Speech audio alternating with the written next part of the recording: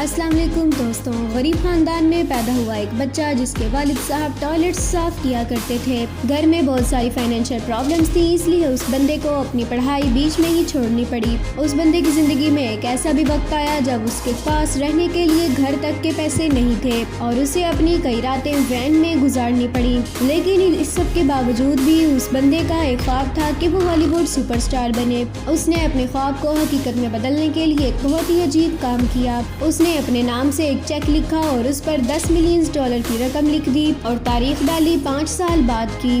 وہ بندہ اسٹرگل کرتا رہا اور اسے کئی چھوٹے موٹے رولز بھی ملے، لیکن ایگزیکٹ 5 سال بعد اسے ایک مووی میں کام ملا جس میں اس کا نام تھا ڈمب اینڈ ڈمبر 2۔